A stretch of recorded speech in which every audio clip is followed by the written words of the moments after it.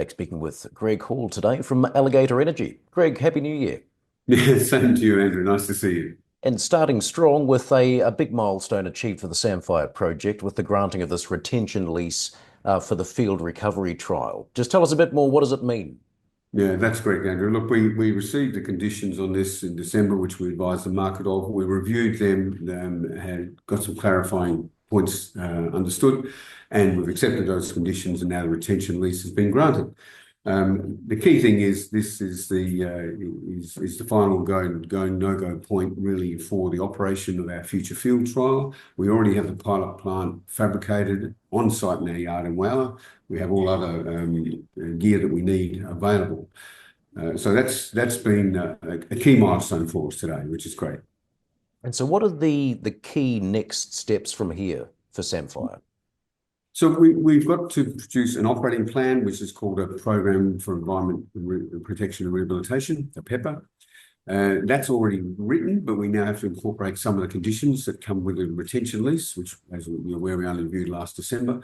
So that work's being done. It'll take a few weeks. We should submit the PEPR in the first week of February or so. That's probably at least a 3-month review period as an operating plan. As I said, it really is a plan that just needs to have the right detail for both ourselves and government to operate. That is to make sure our measurement criteria for environmental matters, safety matters are there, and we operate to that plan. But we have to have an EPA permit, which the information we've already provided gets used for that. So that permit comes through the same as any other, not just resource operation, but any other operation on the land around South Australia.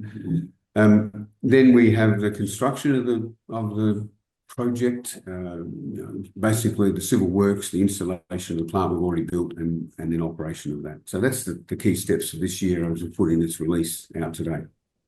I suppose what are the key objectives from the field recovery trial? What are you hoping to learn from it?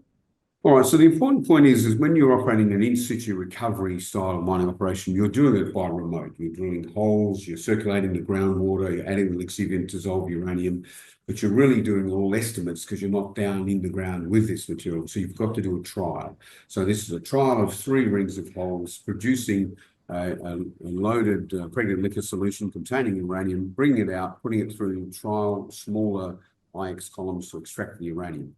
So we'll learn about flow rates. We'll learn more about the hydrogeology than we already know, the chemistry of the solutions, the extraction techniques that we've got planned to trial to make sure that as a pilot plant, this is going to run well and extract the uranium to clean solution at the end, which is what we want in a future plant.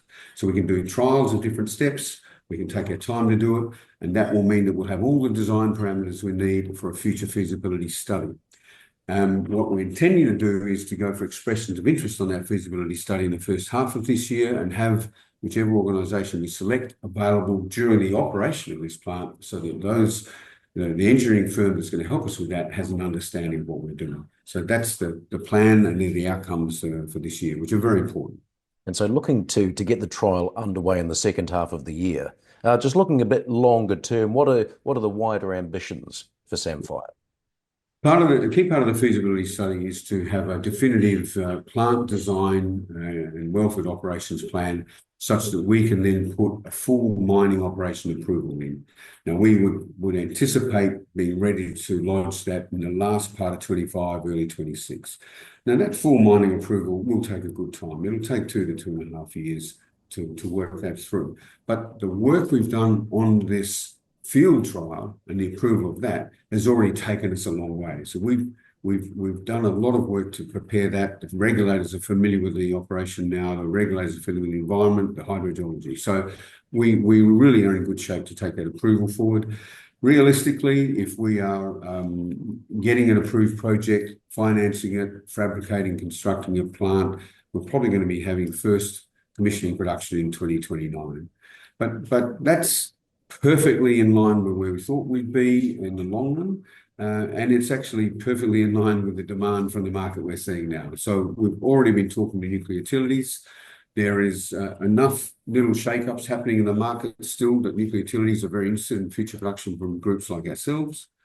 There was a recent announcement out of Kazakhstan with one of the largest mines there which is a joint venture with Cameco, being put in suspension because there was an issue with their ongoing process.